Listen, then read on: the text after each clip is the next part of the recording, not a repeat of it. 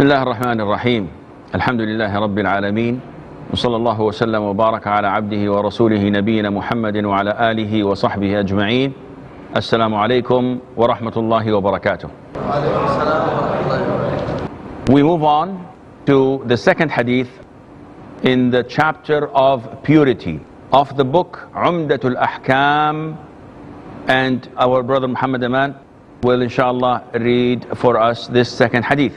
Narrated Abu Huraira, may Allah be pleased with him, from the Prophet, peace and blessings of Allah be upon him, who said, Allah does not accept the prayer of one of you if he becomes ritually impure, unless he does wudu.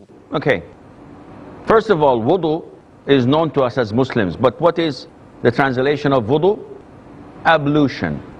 And what is the state of being ritually impure? Now, this hadith is related to tahara, and usually in the books of fiqh they explain what tahara is by saying, first of all, there is tahara which is physical, and there is tahara which is moral. Tahara means purity. So when we talk about the moral tahara, we are referring to the purest thing on earth, which is Islam. And that is why Allah Azza wa Jal mentioned in the Quran, إِنَّمَا الْمُشْرِكُونَ najas, meaning that those who associate others with Allah are impure. Are they impure physically? Meaning that if I touch someone I have to wash my hand 7 times? No. All what I have to do is to identify them as disbelievers. And this is the greatest impurity that one may have, to associate others with the creator of the heavens and the earth, subhanahu azza wa jal. So let's move on to the first meaning, which is the physical meaning. Tahara, that deals with the purity. But even this has a moral definition to it. So what does the scholars, what does the jurors explain tahara by? In Arabic, it's a beautiful statement that rhymes. رفع الحدث وإزالة الخبث. 4 words. رفع الحدث وإزالة الخبث. So, in English, uplifting the ritual impurity and removing the physical filth. And I'll explain this to you. Inshallah, don't be worried and don't fall asleep. Uplifting the ritual impurity. What is the ritual impurity? Is it something we can touch? Impurity is divided into 2 types, major and minor. So if someone has sexual intercourse, if someone ejaculates, if someone has nocturnal emission, or what is known as wet dreams, if a woman finishes her monthly period, or the bleeding after delivery stops, this is all considered to be something known as al-hadath al-akbar, the major impurity. How can I uplift this impurity? By having ghusl, by having a major bath, what they call a total bath. This uplifts my impurity, major impurity. The minor impurity is what nullifies your wudu, such as passing wind, sleeping, urinating, defecating, when you pass stool. What else? Eating camel's meat. These are the 5 things that nullify your wudu. Now, is this something physical? If I am in the state of wudu and, forgive me, I pass wind, I look, nobody notices, ha ha ha. So I go and pray. Can I pray? No. Why? Because I am in the state of minor impurity. It's not physical. I cannot touch it. I cannot weigh it. Yes, but it is a description that in order for me to stand in front of Allah and pray, I have to perform ablution. This is how important prayer is. Not whenever you want, you just pray. You have to clean yourself. You have to follow a certain ritual so that you can be eligible to pray. Not anything that goes. And therefore, it is a condition for prayer to perform ablution. So the Prophet in this hadith is telling us that Allah does not accept the prayer of you unless he performs wudu. If I perform ablution, then I can pray. Now, this is the minor and major impurities and how to uplift them. But what is the second part of purity? Removing the filth, removing the impurity, and this is physical, such as washing the private part. Touching? Washing the private part. No. Wait, okay, after passing urine or urinating or defecating, removing the filth. What do I mean by that? Give me examples of filth. Mazi, we can say. The prostatic Something fluid. physical? No, filth. Najis. Give me something najis. Feces, urine, bleeding of animals. If you slaughter an animal, it bleeds. This is najis, as mentioned in the Quran. Mainly speaking, anything that comes out of the private parts, with the exception of many, of semen. And we will come to mention that inshallah later on. So these are all impurities. In order for me to pray, as a condition of prayer, I have to be in the state of purity, major and minor. And I also have to be clean and not have any impurities, neither on my body, nor my clothes, nor the place I'm praying in. 3 things. So this is purity in all the jurors' books. 2 things: uplifting the ritual impurity and removing the filth or the impurity or the najasa. And we've talked about the ritual impurity being major, you have to take a bath, or minor, you have to offer ablution. And we spoke about removing the najasa from your clothes, from your body, and from the place you pray in. And we will come to mention this insha'Allah. Right. Now, Allah does not accept our prayers if someone is ritually impure until he performs wudu. What is wudu? It's ablution. What is ablution? Is it mentioned in the Quran? It's mentioned in Surah Al-Ma'idah, verse number 6. O you who believe, whenever you want to pray, you must wash your faces and your arms till the elbows, and wipe over your head, and wash your feet up till the ankles. Mafhum. We know this, right? Okay, what are the pillars of wudu? What are the pillars of ablution? How many are there? 4. How many? That which is mentioned in the Quran. The mention in the Quran are 4. But are they 4 or 5 or 6? You don't know.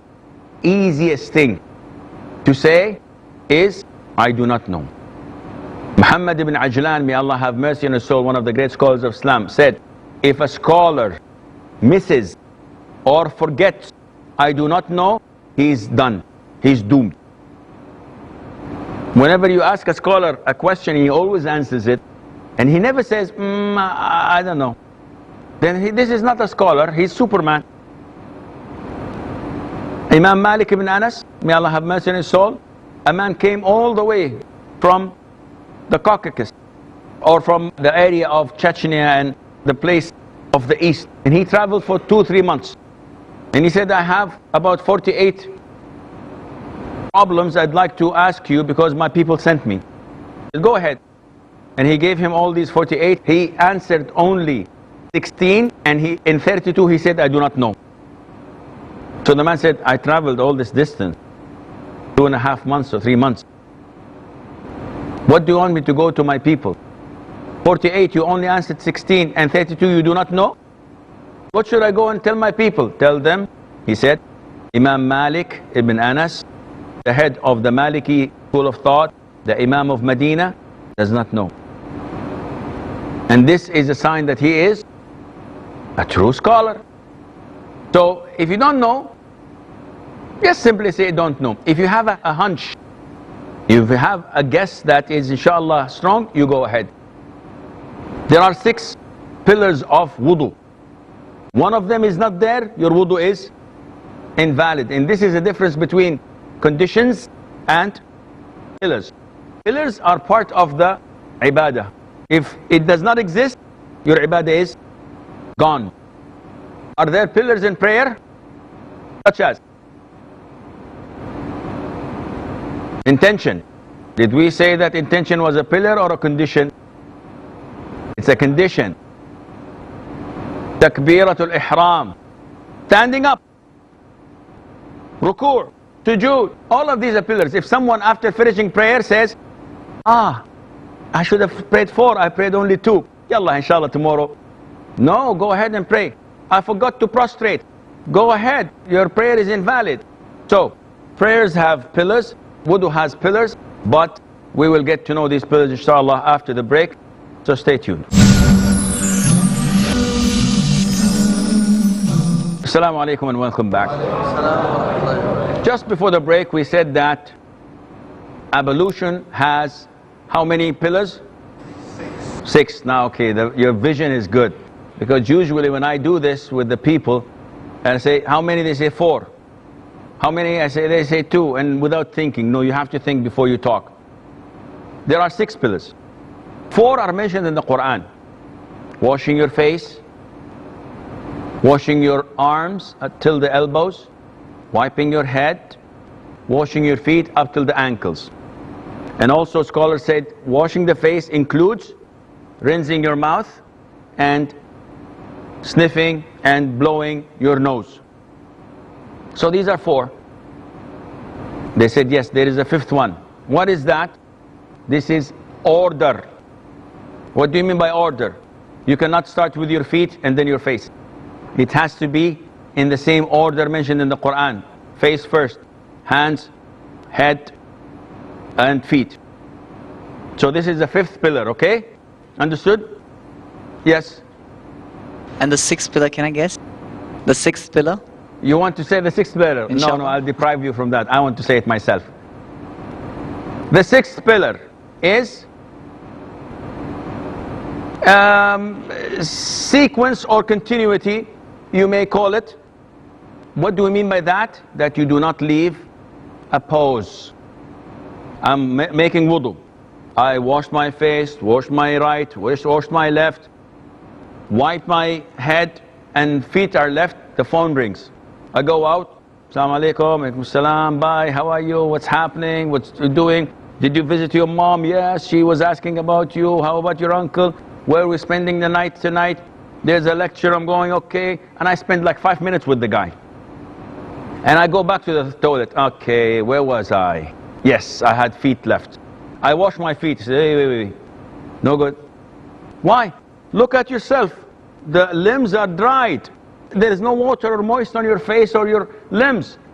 So what? So no, you have to have it in sequence. You have to be continuous. So this is the 6th pillar of wudu. One would say, okay Sheikh, what happens when it's 55 degrees centigrade outside and I'm making wudu, I wash my face, by the time I finish my left arm, my face is completely dry. I do it again? No, because you are doing the wudu as prescribed.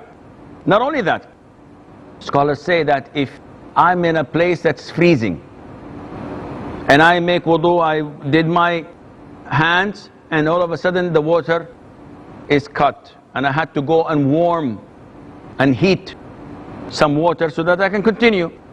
It would take maybe 3-4 minutes. Do I have to do the wudu again? No, because I'm working for the sake of wudu. Likewise, if I'm making wudu and I found that there is paint, and paint is an obstacle, so I brought the thinner and I started moving it and cleaning it, and it took me 2-3 minutes. I look in the mirror, my face is dry, my hand is dry. Do I have to make my wudu again? No, because I was in doing what I'm doing for the sake of my wudu, therefore it goes on. So I think that this is all the thing that we have regarding the second hadith. Move on to the third hadith. Assalamu alaikum. Salamullah. Narrated by Abdullah bin Amr ibn al-As and Abu Huraira and Aisha, may Allah be pleased with them, who said that Allah's Messenger sallallahu alaihi wasallam said, "Woe to dry heels because of hellfire." Okay, this hadith was narrated by three great companions, Abdullah ibn Amr ibn al-As, Abu Huraira and Aisha, may Allah be pleased with them, which means that it is quite famous. But what is the origin of this hadith? The origin, the Prophet was not sitting there once and said, by the way, woe to the heels because of hellfire. Definitely there was an incident. What was the incident? Scholars say the incident was the Prophet was traveling ﷺ with his companions in one of their expeditions, and once they set camp, they all started to make wudu for prayer. You know, when you're traveling, when it's hot, when it's dusty, when you're tired, sometimes you become a little bit lazy. And this is what happened to the companions. May Allah be pleased with them. They're performing wudu, but when it comes to the feet, like our children, if you watch children make wudu, you always find that this area is completely dry and their heels are not washed. So the Prophet looked at them and said, "Whoa." The Arabic word is waylun. Wayl. This word is used in the Quran a lot. Waylun lil mutaffifin. Waylun likulli humazatin lumazah. So what is the meaning of wayl? Wayl is an Arabic word for warning and intimidation and threatening that you'll be punished. And some scholars say, no, wayl is the name of a valley in hell. And in this valley runs all types of scorpions and snakes and so on. And the water that runs in it is the filthiest water you could think of. So Allah Azza wa Jal is warning us of these things, meant that those who do not offer, those who do not perform an accurate and perfect wudu, they will be punished in hell. Why? Because if your wudu is incomplete, your prayer is incomplete. Prayer is incomplete, you're not a Muslim. A person who does not pray is a kafir. This is the most authentic opinion of scholars, backed by the Quran and the Sunnah. Sahih Imam Muslim, the Prophet said, alayhi salatu salam, between man and kufr or associating others with Allah is abandoning prayer. Abu Dawood narration, and whoever abandons a prayer is a kafir. So it is great importance to know and learn the importance of wudu. It is not a ritual that just wash and leave. It's a process, it's a sunnah, and the reward is unimaginable. The Prophet tells us, when you offer wudu, every sin you looked at fall with the last drop of water coming out of your face. Every sin you heard falls out with the last drop. Every sin you made falls out from your fingernails, and so on. So when you perform wudu, you're cleansing your body from different types of sins. So when you pray, this is an added value to you by the grace of Allah Azza wa Jal. So the Prophet ﷺ is telling them, I can see that there are dry areas in your heels, and that is why if you do not wash it properly, you are in great trouble. Abu Huraira reports that the Prophet ﷺ saw a man with this much in his foot unwashed. The narration, Abu Huraira said, if this man dies, he would have died on a religion other than the religion of Prophet ﷺ, because his prayer would not be accepted. So it's a serious offense not to offer your wudu properly. And unfortunately, those who work in painting or construction, all the time we see them making wudu with old paints on their hands. Their prayer is invalid. Women put their manicures and they go to make wudu. You cannot. This is an obstacle. Water has to cover all the areas mentioned in the Quran. And if there's an obstacle, it has to be removed. Of course, I'm not talking about emergencies, as in the case of a person with a broken arm. How can he wash it? No, I'm talking about normal cases that people should look into. So, with this we conclude our hadith. We open the floor for any questions regarding to this topic or the previous topic if you wish. Yes, brother. It is not permitted to urinate in a standing position. You're asking me or you're telling me? I'm asking because that is what we have been taught.